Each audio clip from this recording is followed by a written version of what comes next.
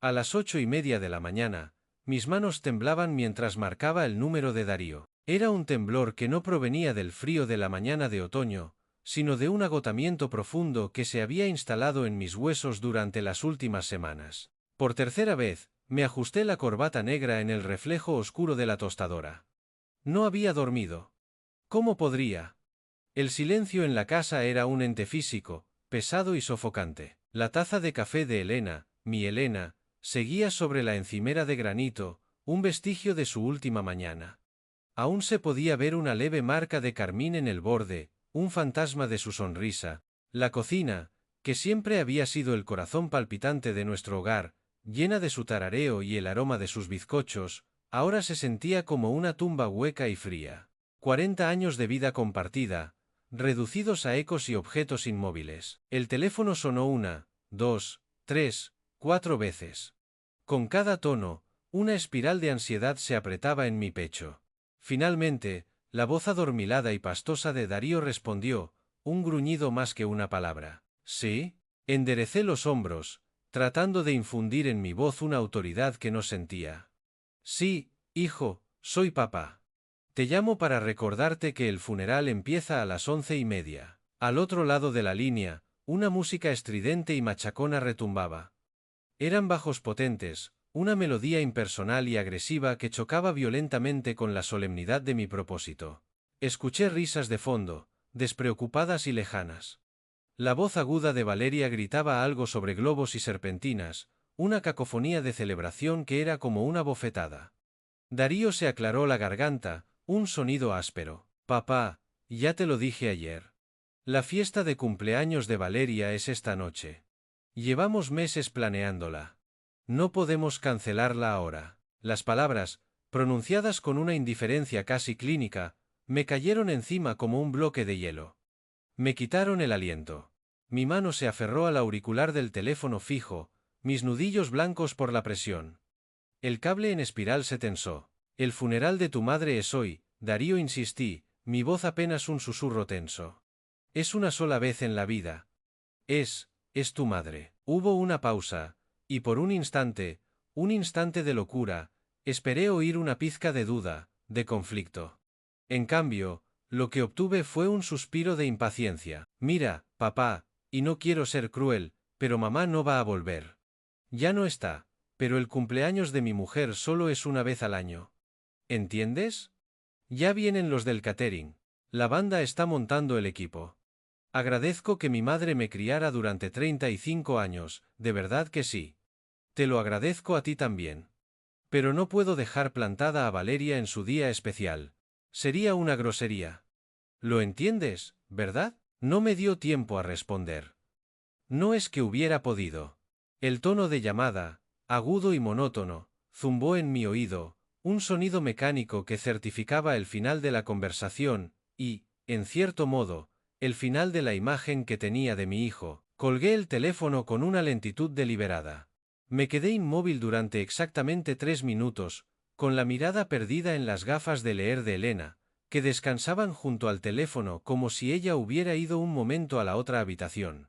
El reloj de la cocina marcaba las 8:47. Mi anillo de bodas de oro reflejó un rayo de sol que se colaba por las ventanas que ella misma había limpiado con tanto esmero la semana anterior. Cada rincón de la casa era un monumento a ella, a su cuidado, a su amor. Sobre la mesa, vi el programa del funeral que la funeraria había impreso. Hojeé la página hasta encontrar la lista de los portadores del féretro. Allí estaba, Darío Garcés. El nombre de nuestro hijo. Cogí un bolígrafo del portaminas que ella me había regalado por nuestro 20º aniversario. La punta se posó sobre el papel. Con trazos lentos, deliberados y furiosos, taché su nombre hasta que la tinta negra formó un borrón ilegible. Aquel insulto, aquella profanación de la memoria de su madre, no quedaría sin respuesta. En ese momento, en el silencio de mi cocina vacía, una nueva resolución, dura y fría como el acero, comenzó a forjarse en mi corazón roto. Se me presentaba la oportunidad de impartir la lección que habíamos fallado en enseñarle, y por el amor que le tuve a Elena, la iba a aprovechar. El cementerio de Torrero estaba tranquilo bajo un cielo gris y plomizo que amenazaba con llorar la lluvia que yo no podía derramar. Las hojas secas de los plátanos de sombra alfombraban los senderos de grava, crujiendo bajo los pies de los pocos dolientes. 23 personas. Conté cada una de ellas mientras esperaba junto a la fosa abierta. 23 almas que habían venido a honrar a mi esposa de 40 años, a la mujer que había iluminado sus vidas con su bondad y su risa. Su propio hijo no era una de ellas. Patricia, la hermana de Elena, una mujer tan fuerte y directa como mi difunta esposa, se aferraba a mi brazo. Su rostro estaba surcado por la pena, pero también por una creciente confusión. ¿Dónde está Darío, Julián? No contesta mis llamadas. Recité la respuesta que había ensayado en el coche, una y otra vez, hasta que las palabras perdieron todo significado. Tenía compromisos importantes, Patricia. Ineludibles, las palabras sabían a ceniza en mi boca. Compromisos. Qué palabra tan vacía para describir una fiesta. Patricia frunció el ceño, no convencida, pero la solemnidad del momento la hizo guardar silencio. Sin embargo, la pregunta flotaba en el aire, un fantasma más en un día lleno de ellos. Los rostros de nuestros viejos vecinos, de las amigas del club de jardinería de Elena, se giraban con expectación cada vez que un coche se acercaba por el camino del cementerio, para luego volverse hacia mí con una mezcla de compasión y curiosidad. El espacio vacío a mi lado, donde Darío debería haber estado de pie, hombro conmigo, se sentía como un abismo, un agujero negro que absorbía toda la calidez y el consuelo que pudieran ofrecerme. Estaba tan orgullosa de ese chico, susurró la señora Henderson, una vecina con la que habíamos compartido barbacoas durante 30 años. No paraba de hablar de sus éxitos en la empresa, de lo listo que era. Asentí, incapaz de hablar, con la garganta cerrada por un nudo de rabia y dolor. ¿Orgullosa? Sí, lo estaba. Elena había defendido a Darío con la ferocidad de una leona hasta su último aliento.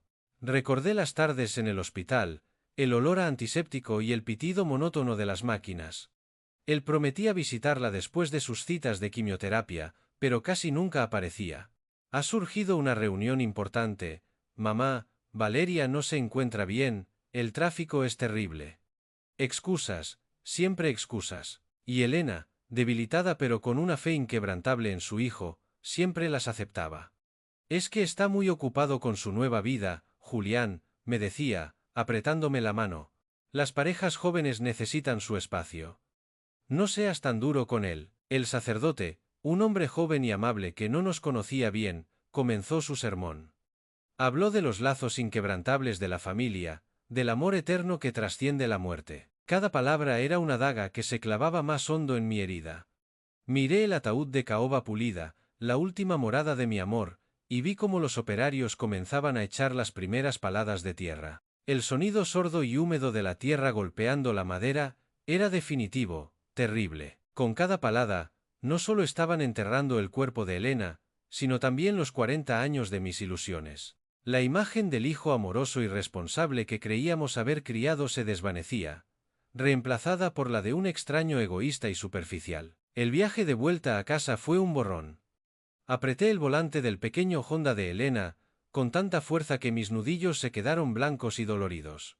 El asiento del copiloto, donde ella siempre se sentaba, ajustando la radio para encontrar su emisora de música clásica, se extendía vacío y vasto a mi lado. La radio estaba apagada. No podía soportar la música. No podía soportar nada. Al entrar en nuestra calle, todo parecía dolorosamente normal, los céspedes bien cuidados, los buzones recién pintados, los niños jugando en las aceras. La vida seguía, indiferente a la catástrofe que había ocurrido en la mía.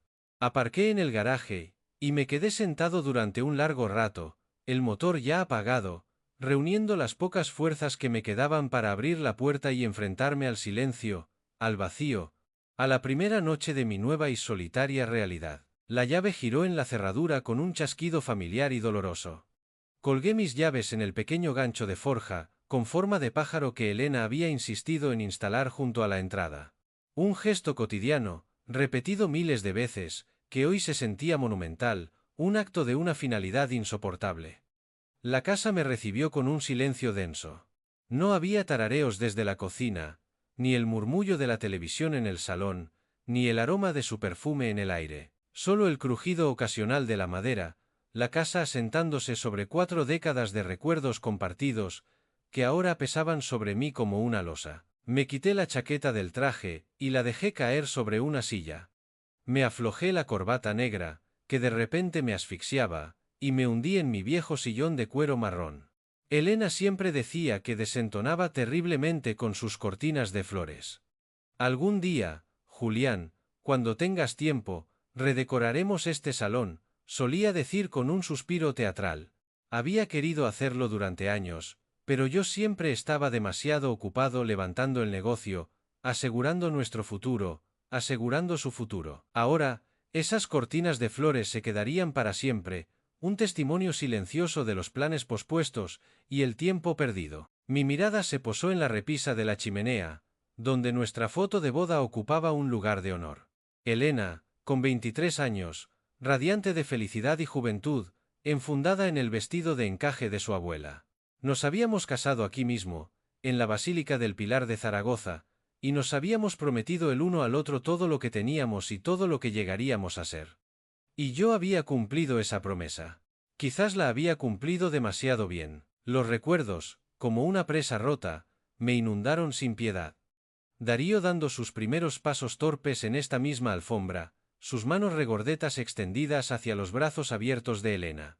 Fiestas de cumpleaños con guirnaldas y adornos hechos a mano por ella hasta altas horas de la noche, porque no podíamos permitirnos los de la tienda. Elena doblando turnos en la cafetería del centro, volviendo a casa con el olor a café y el cansancio en los ojos, mientras yo trabajaba día y noche para que Construcciones Garcés despegara. Nunca, ni una sola vez, se quejó. Ni cuando trabajaba 16 horas al día y apenas nos veíamos. Ni cuando nuestra dieta consistía en lentejas y sopa de fideos durante semanas. Estamos construyendo el futuro de Darío, susurraba por la noche, después de que nuestro pequeño se quedara dormido entre nosotros en nuestra cama, demasiado pequeño todavía para su propia habitación. Subí las escaleras, mis pasos resonando en el silencio. En nuestra mesilla de noche, encontré la Biblia de Elena, llena de marcapáginas en los salmos que tanto le gustaban. Al cogerla, una pequeña nota manuscrita se deslizó y cayó al suelo. La reconocí al instante, su caligrafía elegante y cuidada. La recogí con manos temblorosas. Mi querido Julián, por favor, no dejes que Darío nos olvide. Le dimos todo lo que teníamos. Espero que haya sido suficiente. Con todo mi amor, la fecha era de hacía solo 6 meses. La tinta estaba ligeramente borrosa, como si una lágrima hubiera caído sobre ella. Un impulso me llevó al armario. En el estante superior, detrás de una pila de mantas, estaba la caja especial que ella llamaba los tesoros de Darío. Dentro, encontré un archivo meticuloso de su vida. Cada boletín de notas desde la guardería hasta la universidad, cada diploma, cada medalla de participación. En cada uno, Elena había escrito pequeñas anotaciones. ¡Qué orgullosa! Nuestro chico brillante. Las fotos de su graduación de la carrera de empresariales fueron las que más dolieron. Él, sonriente con su toga y birrete. Un título universitario que nos había costado 200 euros. Un dineral pagado con las incontables horas extra de Elena y mis trabajos de fin de semana, renunciando a nuestras vacaciones, a nuestros caprichos, a nuestro tiempo. Su sonrisa de orgullo en la foto no contenía ni un atisbo de reconocimiento por el sacrificio que había detrás. Con una frialdad que me sorprendió a mí mismo, fui a mi despacho, saqué la calculadora y empecé a sumar.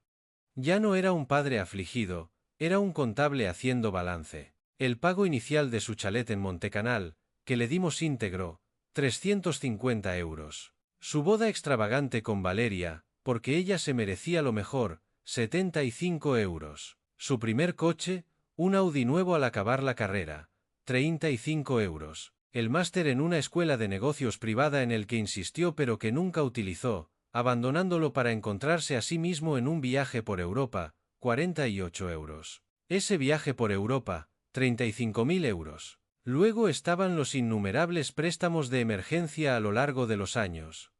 Para vacaciones en resorts de lujo, para cubrir los excesos de compras de Valeria, para invertir en negocios fallidos que siempre eran culpa de otros. Cada transferencia marcada como préstamo, Darío emergencia. Busqué en los archivos de Elena y encontré su pequeño cuaderno secreto. Sus anotaciones eran puñales en mi corazón. Cancelada cena de aniversario. Necesitábamos 5 euros para la reparación del coche de Darío. Pospuesta mi visita al médico. Los costes de la boda de Darío son más altos de lo esperado. Comprada marca blanca este mes. Enviado dinero a Darío para el cumpleaños de Valeria. La suma en la pantalla de la calculadora seguía creciendo. Cuando pulsé la tecla de igual, el número final me miró fijamente. 847 euros. Casi 850 euros. Más de 3/4 de euros. Nuestras vidas, nuestro sudor, nuestros sacrificios, reducidos a una cifra. Recordé el día que me fui de casa de mis padres.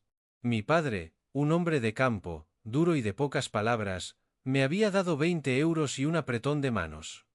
Forja tu propio carácter, me dijo. Había construido todo desde la nada, y Darío lo veía todo como su herencia en vida, un fondo inagotable para gastar mientras nosotros seguíamos vivos. La oscuridad cayó afuera. No me molesté en encender las luces. El sonido del teléfono a la mañana siguiente fue como una alarma de incendio en la quietud de la casa. El nombre de Darío iluminó la pantalla del identificador de llamadas. Durante un momento, consideré no contestar, dejar que el buzón de voz se tragara lo que fuera que tuviera que decir. Pero la resolución que se había forjado en mí el día anterior era firme. Descolgué al cuarto tono. Hola, papá. ¿Qué tal? Espero que estés bien. Después de lo de ayer. La voz de Darío era un torrente de alegría forzada, el tono familiar y encantador que siempre utilizaba como preludio a una petición.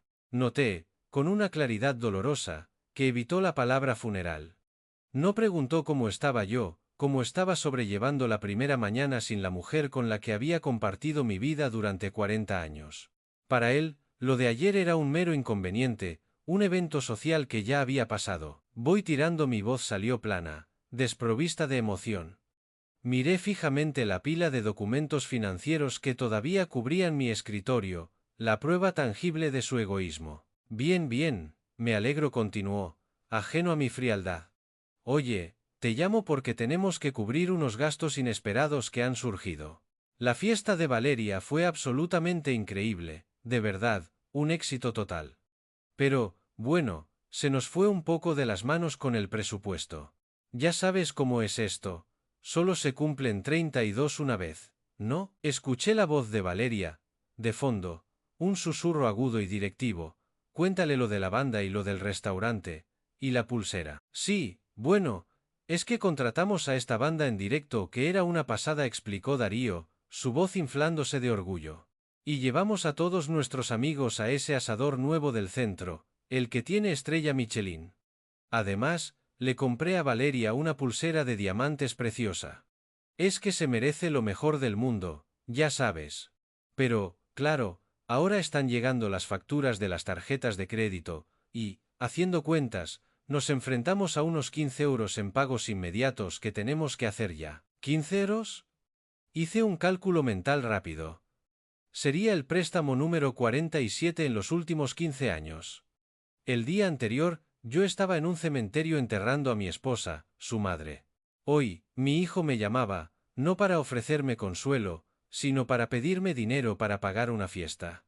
La audacia, la absoluta falta de sensibilidad, era asombrosa. Así que, ¿podrías hacer una transferencia a mi cuenta hoy mismo? Es que Valeria está muy estresada con las facturas, y ya sabes cómo se pone cuando se preocupa. Queremos quitárnoslo de encima cuanto antes. Un largo silencio se extendió entre nosotros, un abismo lleno de todo lo no dicho. Miré la fotografía de Elena que tenía sobre el escritorio, su sonrisa amable y paciente. Luego, mi vista se posó en las pulcras columnas de números, el documento que detallaba el coste total de Darío para nuestro matrimonio. Y en ese instante, la decisión fue simple, clara e irrevocable. Number. La palabra salió de mi boca, tranquila pero firme. Una palabra que nunca le había dicho. Hubo otro silencio, esta vez de incredulidad. ¿Cómo que no? ¿Qué quieres decir? ¿Hay algún problema con el banco o algo así? Quiero decir que no, Darío, repetí, saboreando el poder extraño y liberador de esa simple sílaba. No voy a darte más dinero, ni ahora, ni nunca. La máscara alegre se desvaneció de su voz, reemplazada por un tono de irritación. ¿Estás de broma? ¿En serio me estás diciendo que no ahora mismo, después de todo lo que hemos pasado esta semana? Todo lo que hemos pasado. Mi voz, por primera vez, tenía un filo cortante. Yo he pasado por el funeral de mi esposa. Tú has pasado por una fiesta de cumpleaños. No es lo mismo. Tienes 35 años, Darío. Es hora de que pagues tus propias fiestas. ¿Y eso qué demonios tiene que ver? Se trata de ayudar a tu único hijo a salir de un apuro. No es que no puedas permitírtelo, tienes dinero de sobra. La voz de Valeria se oyó de nuevo, más alta y exigente. Dile que necesitamos ese dinero, dile que ya lo hemos gastado contando con él. He dicho que no, afirmé, inamovible. Esto es increíble. Es totalmente increíble. Su voz se había vuelto fría, metálica. Mamá acaba de morir y te estás poniendo mezquino y rencoroso por una tontería de dinero. Ella jamás habría hecho esto. Ella querría que nos ayudaras. La manipulación. Tan casual, tan practicada. El último recurso del niño mimado. ¿Cuántas veces has usado esa carta, Darío? ¿Cuántas veces hemos cedido Elena y yo porque invocabas la lealtad familiar? Tu madre te quería en su funeral. Eso es lo único que ella habría querido. La respiración de Darío al otro lado de la línea se volvió áspera y airada. Bien. De acuerdo, como quieras. Ya lo solucionaremos nosotros. Reventaremos más tarjetas, le pediremos a los padres de Valeria, lo que sea. Pero que lo sepas, no esperes que aparezcamos mucho por ahí si vas a ponerte en este plan. La amenaza. El chantaje emocional que durante 35 años había funcionado a la perfección. Su presencia a cambio de mi cartera, su ausencia como castigo. Lo entiendo, dije, con una calma que lo desarmó. ¿Qué entiendes? ¿Qué? Tartamudeó. Que entiendo tus condiciones. Cuídate, Darío. Y colgué. Antes de que pudiera responder, antes de que pudiera lanzar otra amenaza o súplica. El teléfono permaneció en silencio sobre mi escritorio. Por primera vez en décadas, me sentí libre. Había cortado el hilo de la marioneta. A las 7:30 de la mañana siguiente, las puertas de cristal de Construcciones Garcés se abrieron ante mí. El vestíbulo de mármol estaba silencioso y olía a limpio. Recorrí con la mirada las paredes, deteniéndome en la galería de retratos de la dirección. Allí estaba la foto de Darío, sonriendo con una confianza arrogante, vestido con un traje caro que yo le había comprado para la ocasión. Durante años, había mirado esa foto, y había visto Promesa, el futuro de la empresa que había construido con mis propias manos. Hoy, estudié esa imagen con otros ojos, unos ojos nuevos y despiadados. Ya no veía promesa, veía arrogancia. No veía a un futuro líder, sino a un heredero impaciente que daba por sentado todo lo que le rodeaba. En la soledad de mi despacho, abrí el archivador y saqué la carpeta de personal de Darío. La extendí sobre la gran mesa de caoba, como las pruebas de un fiscal en un juicio. 8 años de registros laborales contaban una historia muy diferente a la que yo me había contado a mí mismo. No era la historia de un joven aprendiendo el negocio. Era la crónica de una negligencia sistemática. Plazos de entrega cruciales incumplidos, causando penalizaciones económicas a la empresa. Quejas formales de contratistas y clientes por su actitud displicente y su falta de seguimiento. Informes de gastos inflados con comidas y viajes personales disfrazados de reuniones de negocios. Proyectos clave retrasados durante semanas porque Darío priorizaba largos almuerzos en restaurantes de moda o escapadas de fin de semana en lugar de supervisar las obras. Relaciones con clientes valiosos, cultivadas por mí durante décadas, dañadas por su actitud informal y su falta de compromiso. Había puesto excusas para todo. Es joven, ya aprenderá. La presión es mucha para él. Dale tiempo. Escuchaba los suaves recordatorios de Elena, quien, en su amor ciego, siempre encontraba una justificación para él. Pero los documentos no mentían. Revelaban un patrón de incompetencia y falta de ética profesional, que habría supuesto el despido fulminante para cualquier otro empleado años atrás. Mi lealtad familiar se había convertido en una negligencia empresarial. A las 8:45, llamé a mi despacho a Sarah Mitchell, nuestra directora de recursos humanos. Sarah era una mujer inteligente, discreta y sumamente profesional que llevaba 10 años en la empresa. Le expuse mi decisión sin rodeos, con la misma frialdad con la que tomaría una decisión de negocios. Su rostro no mostró la más mínima sorpresa. De hecho, vi un atisbo de alivio en sus ojos. Llevaba meses documentando estas infracciones, señor Garcés dijo en voz baja, abriendo el portafolios que traía consigo. Estaba esperando a que usted decidiera actuar. Prepara los documentos de despido inmediatamente, Sarah ordené. Por supuesto. ¿Quiere que preparemos una escolta de seguridad? Sí. Es el protocolo estándar para despidos de personal directivo.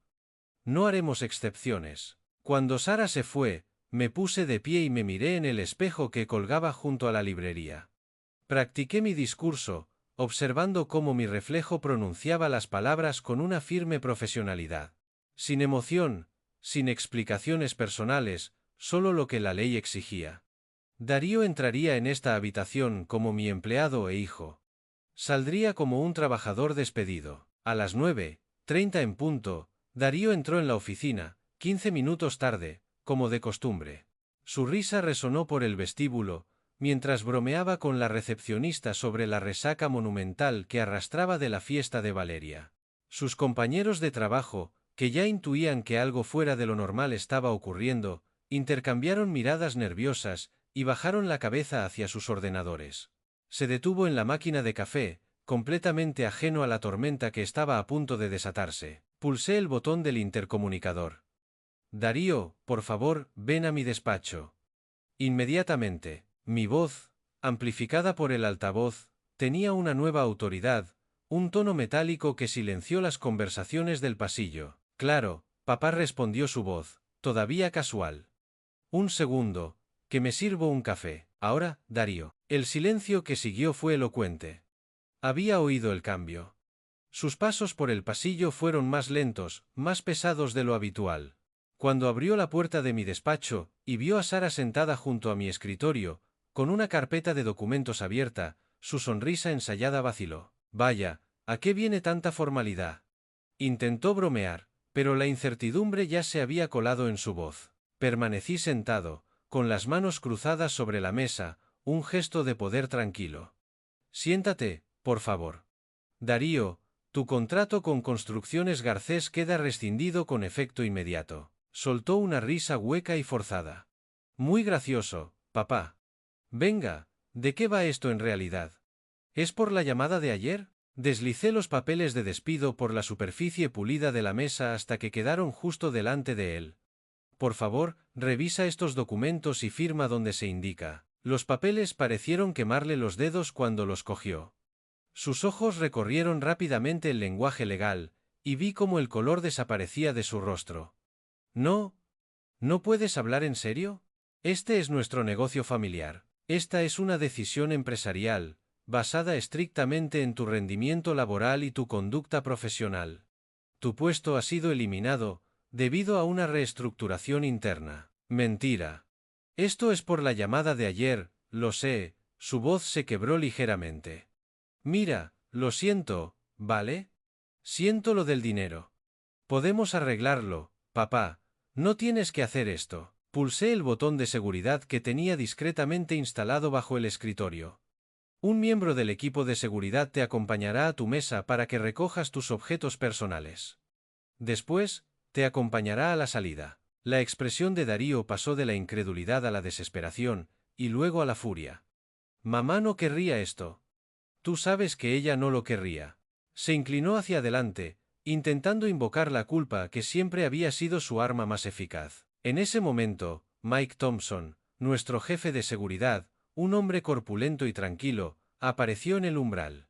El rostro de Darío enrojeció violentamente al comprender que la humillación era real y pública. Sus antiguos compañeros se habían reunido en el pasillo, observando en silencio cómo el hijo del jefe era tratado como un empleado más, como un problema de seguridad. Papá, por favor. Fue su última súplica, su voz un susurro roto, mientras cogía la única taza que tenía en su mesa y una pequeña foto de Valeria. Piensa en lo que esto significa. Por primera vez durante todo el encuentro, levanté la vista y lo miré directamente a los ojos. Lo he pensado, Darío. Más de lo que imaginas, desde la imponente ventana de mi despacho, que abarcaba una vista panorámica de Zaragoza, observé la escena final. Vi a Darío cargar su patética colección de objetos personales, una taza, un marco de fotos y una pequeña planta de oficina en el maletero de su coche. Sus hombros se sacudían, aunque a esa distancia no podía distinguir si era por la rabia o por la pena. Probablemente, una mezcla amarga de ambas. Cuando se giró y miró por última vez hacia el edificio, el imperio que un día creyó que sería suyo, yo ya me había apartado de la ventana. No quería que viera mi rostro, no quería darle nada. Sara regresó a mi despacho con los papeles de despido firmados. Todos los códigos de acceso han sido cambiados, señor Garcés. Su acceso informático ha sido revocado y su correo electrónico corporativo, desactivado. Gracias, Sara. Buen trabajo. Con mis propias manos, descolgué la foto de Darío de la pared de la dirección. El marco de plata pesaba en mi mano. Lo abrí, saqué la foto de su rostro sonriente, y la coloqué boca abajo en el fondo de un cajón. El espacio vacío en la pared parecía más limpio, más ordenado. Apenas una hora después, mi secretaria llamó a la puerta, con el rostro preocupado. Señor Garcés, hay alguien aquí que quiere verle, pero no tiene cita. Insiste. Antes de que pudiera terminar, un sonido agudo y agresivo llenó el vestíbulo, el repiqueteo de unos tacones de diseñador sobre el suelo de mármol. Valeria Foster irrumpió en la zona de recepción, pasando como un torbellino junto a la recepcionista sin esperar permiso. Su cabello, normalmente impecable, estaba ligeramente despeinado por el viento o la prisa, y sus ojos lanzaban chispas. Darío la seguía a unos pasos, con el rostro desencajado por la vergüenza y la derrota, una sombra del hombre seguro de sí mismo que había entrado en este edificio por la mañana. ¿Cómo te atreves a humillar a Darío de esta manera? La voz de Valeria, estridente y acusadora, retumbó en mi despacho antes incluso de que cruzara el umbral.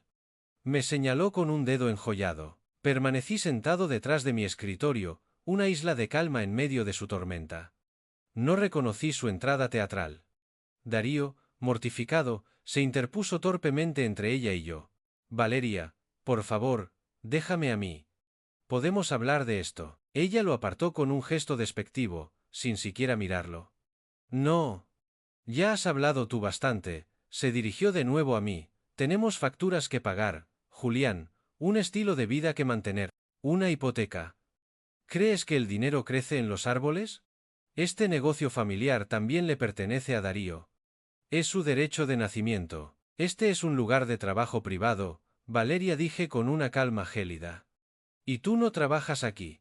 Te pido que te vayas. Su rostro se tiñó de un rojo intenso. No me iré a ninguna parte hasta que arregles esto. Merecemos una indemnización por despido. Al menos 6 meses de sueldo. Darío ha trabajado aquí durante 8 años.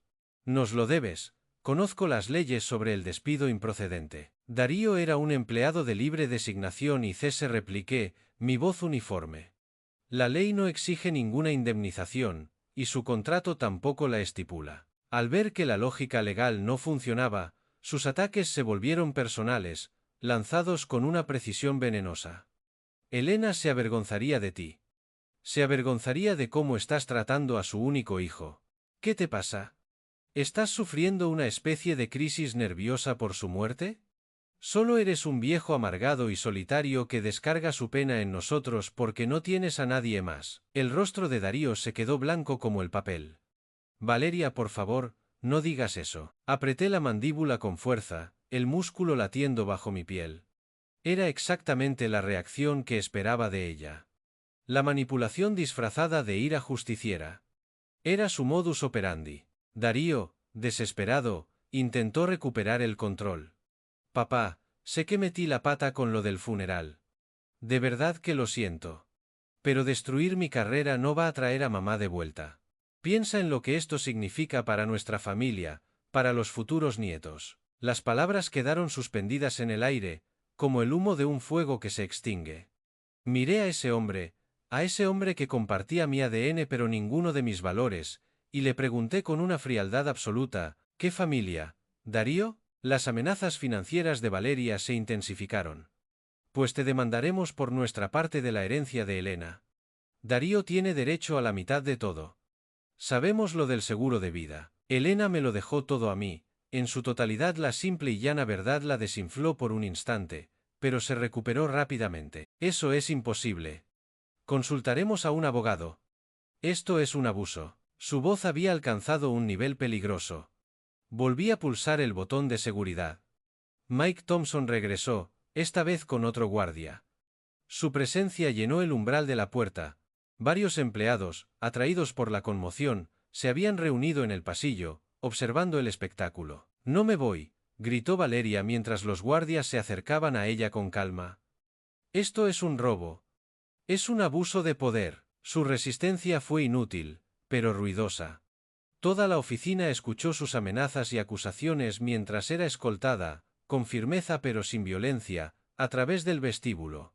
La humillación de Darío alcanzó nuevas y abismales profundidades, viendo cómo su esposa era expulsada físicamente de su antiguo lugar de trabajo. Cuando el ruido de sus gritos se desvaneció y las puertas de cristal se cerraron, Darío se quedó solo conmigo.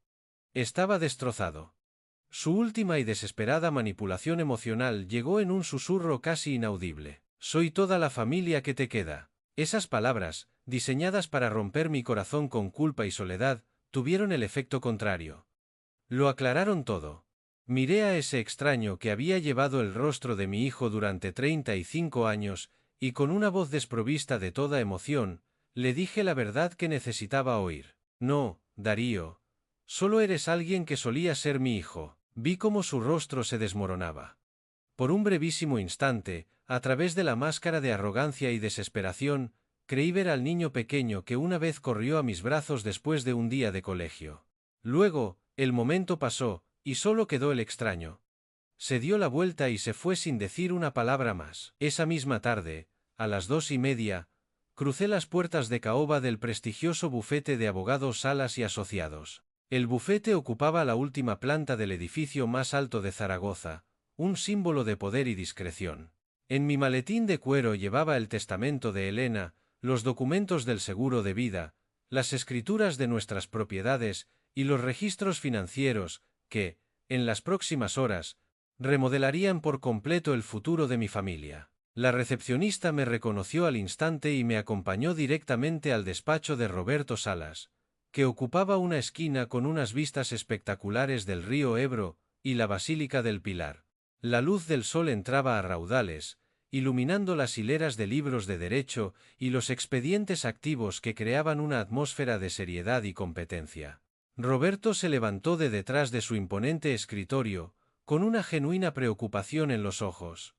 Habíamos sido amigos durante más de 20 años. Él había gestionado la constitución de mi empresa, el testamento de Elena, y un sinfín de asuntos legales que requerían la máxima discreción. «Julián, amigo mío. ¿Cómo lo llevas?» Su voz era cálida y compasiva. Rechacé su oferta de café, y me senté en la silla de cuero frente a su escritorio. Fui directo al grano. «Necesito hacer algunos cambios importantes en mi planificación patrimonial, Roberto». La expresión de Roberto pasó del modo amigo al modo profesional. «Por supuesto. Entiendo. Actualizar los beneficiarios y las disposiciones después del fallecimiento de Elena es un procedimiento estándar y recomendable». «No, no es eso». Abrí mi maletín y empecé a sacar los documentos, colocándolos en orden sobre su escritorio. «Voy a eliminar a Darío por completo». «¿De todo?». Las palabras golpearon a Roberto como un golpe físico.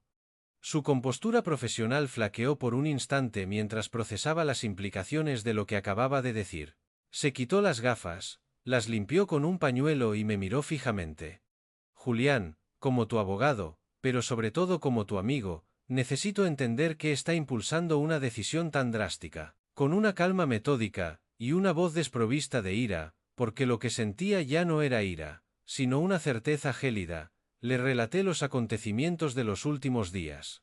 Le conté la ausencia de Darío en el funeral, citando sus palabras exactas sobre la fiesta de cumpleaños de Valeria. Le describí la llamada pidiendo dinero, el despido y la bochornosa escena con Valeria en mi despacho. El rostro de Roberto se ensombreció con cada detalle. Como amigo de Elena y abogado de nuestra familia durante décadas, comprendió la magnitud de la traición de Darío. Quiero crear un testamento completamente nuevo, continué, mi voz firme. El único y principal beneficiario de todo mi patrimonio será una nueva entidad que quiero crear, la Fundación Memorial Elena Garcés. Roberto se inclinó hacia adelante, su preocupación ahora centrada en las implicaciones legales. Julián, estoy legalmente obligado a asegurarme de que estás pensando con claridad y no actúas movido únicamente por el dolor. Una decisión como esta es prácticamente irreversible. Nunca he estado más seguro de nada en mi vida, Roberto le aseguré. Mi dolor no nubla mi juicio, al contrario, lo ha aclarado. Durante la siguiente hora, esbocé mi visión con una precisión que sorprendió incluso a Roberto. La fundación se dedicaría a las causas que Elena había amado, financiar becas universitarias completas para jóvenes sin recursos de Aragón, especialmente para carreras sanitarias, hacer donaciones sustanciales al Centro de Investigación Oncológica del hospital donde ella fue tratada, y apoyar a refugios locales para mujeres maltratadas. Darío debe ser explícitamente excluido en una cláusula de desheredación, junto con cualquier futuro descendiente que pudiera tener instruí, sin dejar lugar a dudas. La admiración profesional de Roberto creció mientras yo detallaba la estructura. Moveremos los activos de Construcciones Garcés a un fideicomiso irrevocable, sugirió él, ya inmerso en la estrategia. Eso protegerá todo de posibles demandas de impugnación por parte de Darío en el futuro. Tú mantendrías el control total como administrador vitalicio, y a tu fallecimiento, la fundación asumiría la propiedad. Perfecto. La casa familiar será vendida, y todas las ganancias se donarán a la fundación. Las joyas de Elena serán subastadas en una gala benéfica.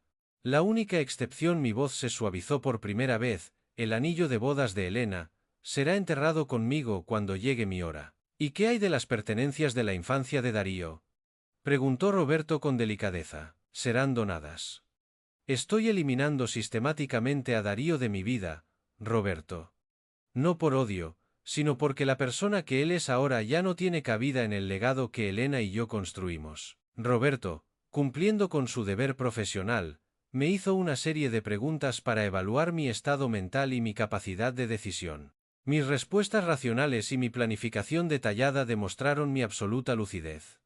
Poco a poco, su papel de amigo preocupado dio paso al de un profesional admirado. La ceremonia de firma formal tuvo lugar esa misma tarde, con 2 jóvenes abogados de su bufete como testigos. Mi firma, firme y segura en cada página, contrastaba con la magnitud de las decisiones que estaba tomando. Roberto explicó que los documentos entraban en vigor legal de inmediato. En ese momento, Darío quedó oficialmente desheredado y borrado de mi futuro. Quiero que Darío reciba una notificación formal y certificada de este cambio lo antes posible, instruí. Las protecciones legales adicionales se sucedieron rápidamente. Nuevos documentos de poder notarial, que eliminaban la autoridad de Darío, directivas médicas que lo excluían de cualquier decisión sobre mi atención sanitaria, un testamento vital con instrucciones específicas. Roberto documentó mi competencia mental exhaustivamente. Al día siguiente, visitaría personalmente cada banco para actualizar todas las cuentas, eliminando a Darío como beneficiario de mis fondos de jubilación y carteras de inversión. Planificar la fundación me trajo una paz inesperada. Nombré a Roberto como uno de los fideicomisarios, discutimos la estructura de la junta y planeamos los criterios para los primeros becarios. La memoria de Elena sería honrada a través de la educación, algo que ella valoraba por encima de todo. Elena estaría muy orgullosa de esto, Julián, dijo Roberto mientras nos dábamos la mano para despedirnos. Siempre creyó en ayudar a los demás. Por primera vez en muchos días, sentí una genuina satisfacción en lugar de una fría determinación. Roberto entendió que esto no era venganza. Era justicia. Un par de semanas después del funeral, se celebró la reunión mensual de la Junta Directiva del Real Club de Golf de Zaragoza, un santuario de la vieja guardia y la élite empresarial de la ciudad. Como tesorero durante los últimos 15 años, aquellos pasillos revestidos de caoba y adornados con retratos al óleo me eran tan familiares como mi propia casa. El aire olía a cuero, café recién hecho y el murmullo de conversaciones discretas. Guillermo Hayes, el presidente del club y un viejo amigo, se me acercó y me puso una mano en el hombro. Su simpatía era genuina. Julián, el servicio conmemorativo por Elena fue precioso. Sencillo y elegante, como era ella. Habría estado complacida. Gracias por las flores, Guillermo, respondí con gratitud. En ese momento, Patricia, la hermana de Elena y miembro del club desde hacía mucho tiempo, se unió a nuestra conversación. Su rostro todavía mostraba la tensión de la pena. Julián, no he dejado de pensar en ello. Busqué a Darío por todas partes durante el servicio. ¿Dónde estaba? ¿Ocurrió algo? La pregunta que había estado esperando, la que sabía que inevitablemente llegaría, quedó suspendida en el aire. Podría haber mentido. Podría haber inventado una excusa piadosa, una enfermedad repentina, un viaje de negocios ineludible. Pero en ese momento, decidí que la verdad, por brutal que fuera, serviría mejor a la memoria de Elena que cualquier diplomacia cobarde. Hice una pausa, asegurándome de tener la atención de los que nos rodeaban. Darío eligió no asistir al funeral de su madre, dije, mi voz clara y firme. Un silencio desconcertado se extendió como ondas en un estanque. La cara de Patricia palideció. ¿Cómo? ¿Cómo que eligió no asistir? No lo entiendo. Con una precisión quirúrgica, repetí las palabras exactas que Darío me había dicho por teléfono, sin añadir ni una pizca de mi propio dolor o rabia. Me informó de que la fiesta de cumpleaños de su esposa, Valeria, era más importante y no podía ser cancelada. El visible disgusto en los rostros de Guillermo, Patricia y los otros miembros de la junta que habían escuchado la conversación, me lo dijo todo. Compartíamos los mismos valores, un código no escrito de respeto, lealtad familiar y decencia humana básica.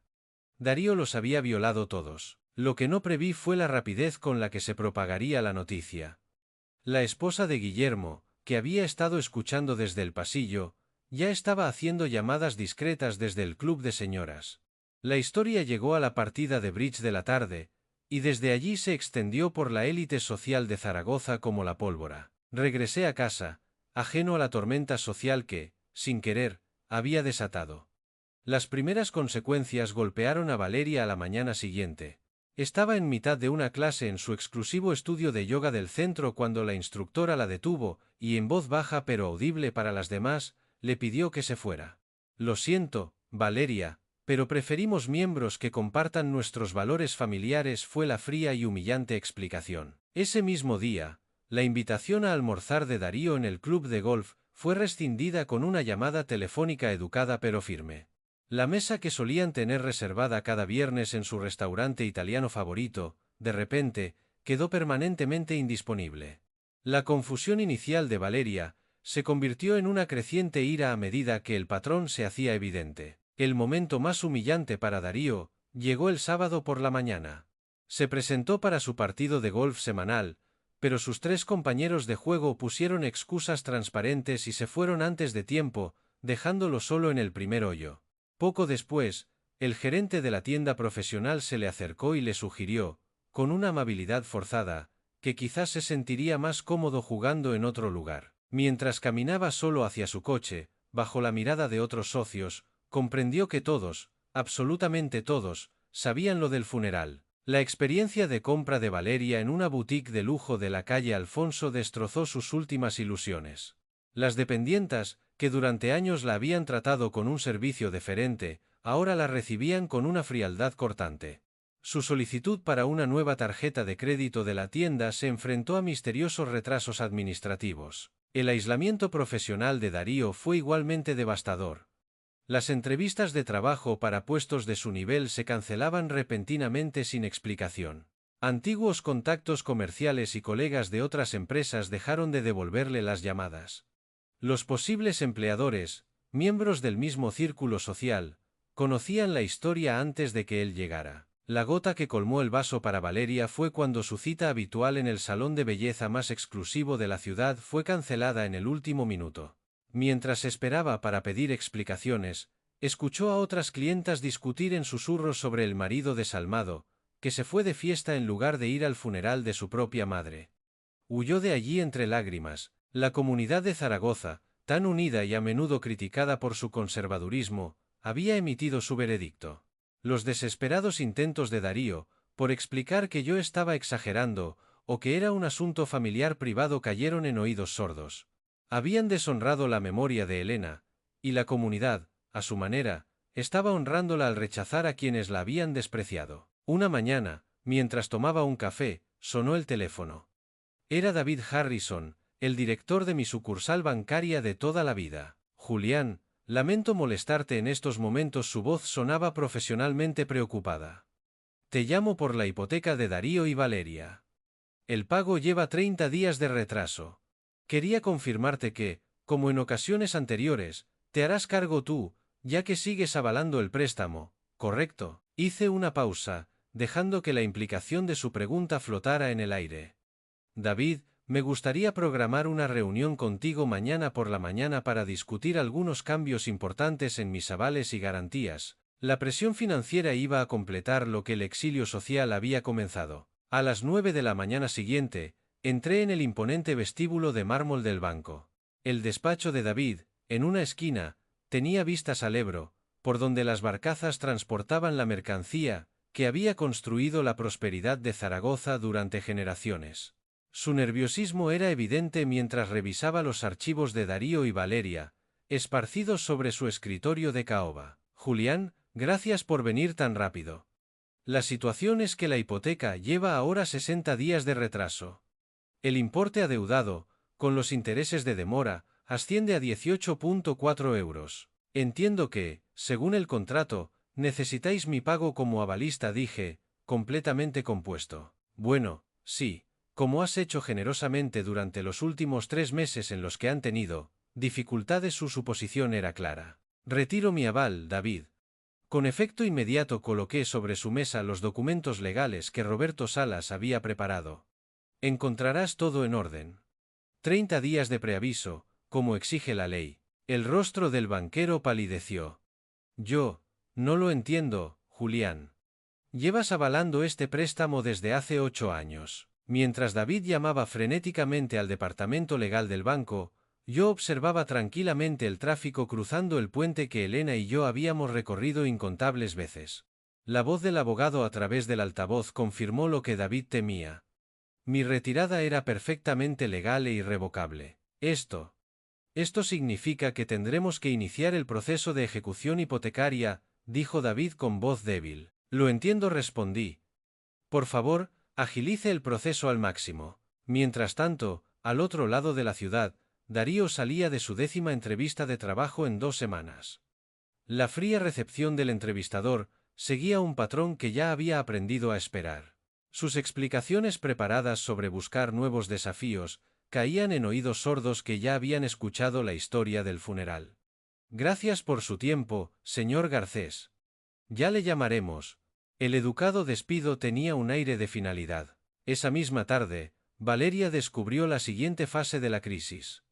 Estaba en la planta de cosméticos de El Corte Inglés. Su tarjeta de crédito platino fue denegada al intentar comprar un simple rímel para reemplazar el que había gastado llorando.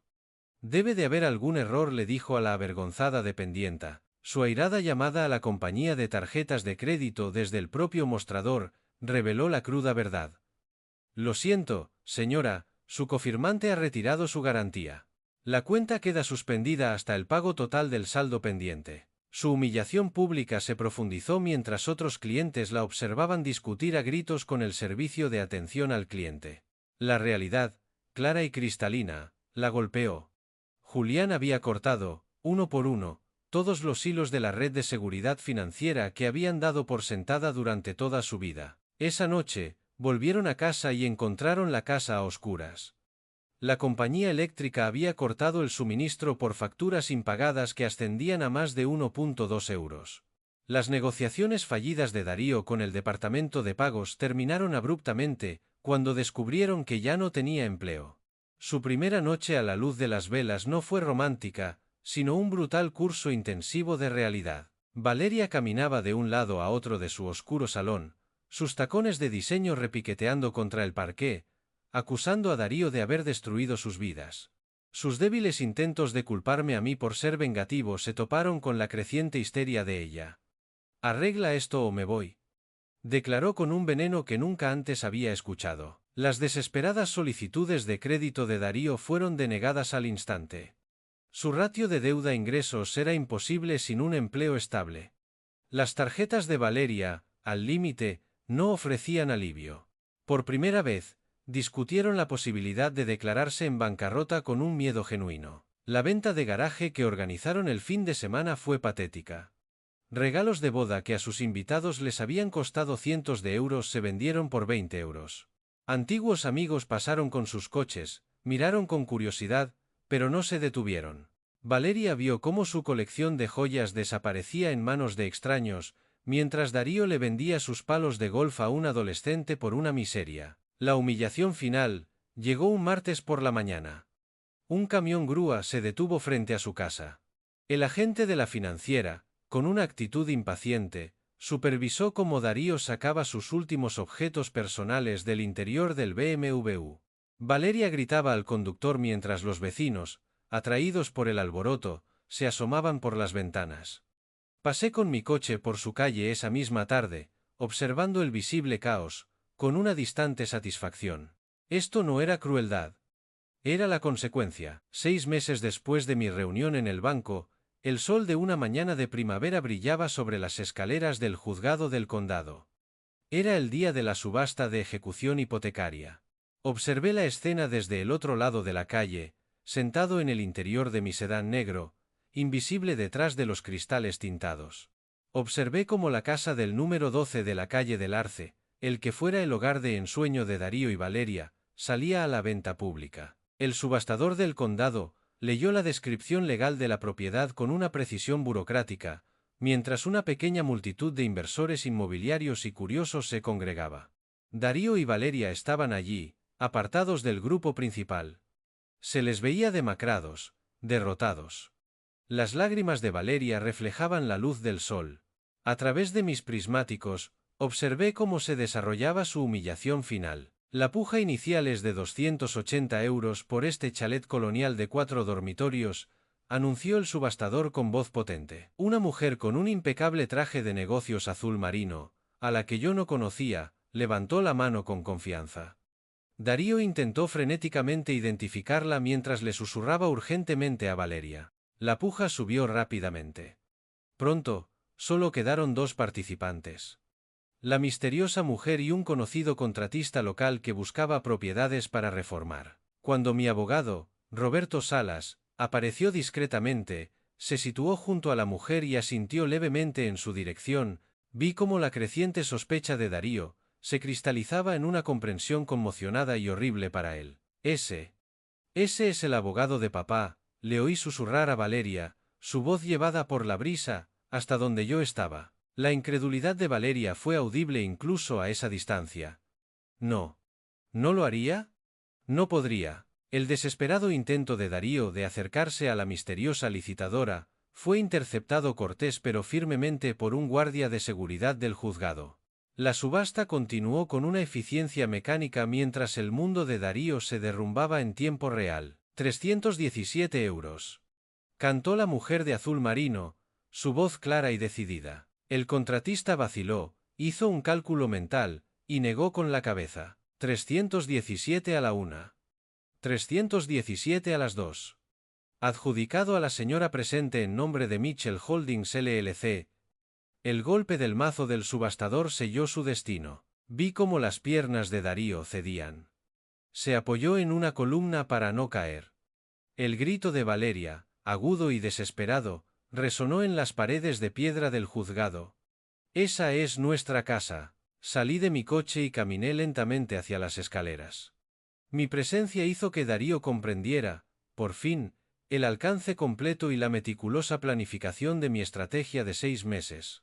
La retirada del aval, el momento perfecto de la ejecución, el importe de la puja calculado para igualar exactamente el saldo pendiente de la hipoteca más los costes. Todo había sido orquestado con la precisión de un plan de negocios. La misteriosa licitadora se reveló como Sarah Mitchell, mi fiel directora de recursos humanos, actuando como agente de la sociedad recién formada. Darío tropezó hacia mí, con las piernas temblorosas, su voz rota apenas un susurro. ¿Cómo?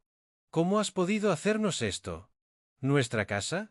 Yo no he hecho nada, Darío, repliqué con calma, mi voz desprovista de emoción. Lo ha hecho el banco.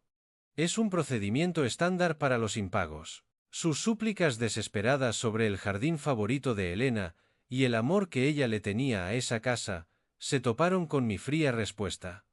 Elena no está aquí para ver en lo que te has convertido. El ataque final de Valeria fue una embestida salvaje.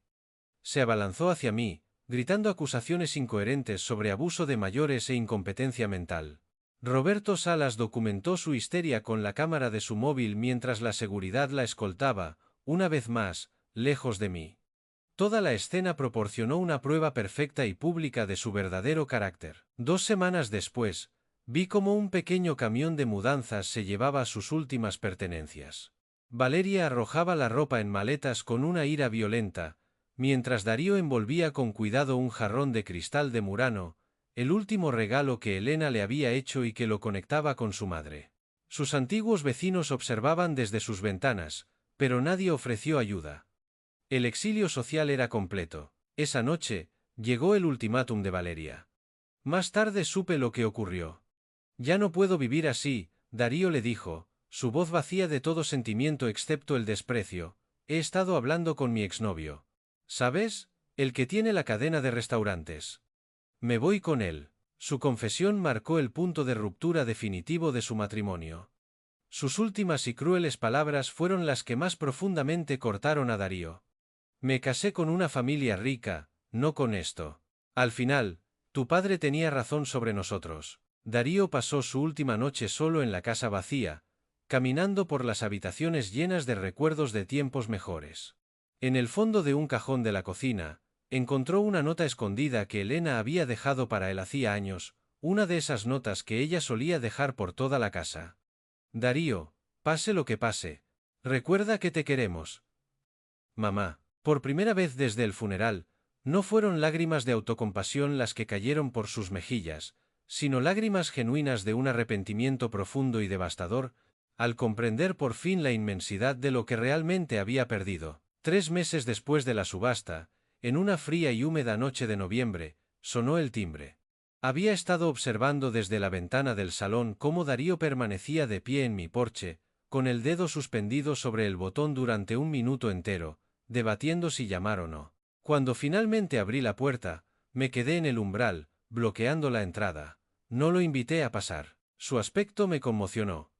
Estaba delgado, demacrado, sin afeitar y vestía una camisa arrugada y unos vaqueros desgastados. Había envejecido 5 años en 6 meses.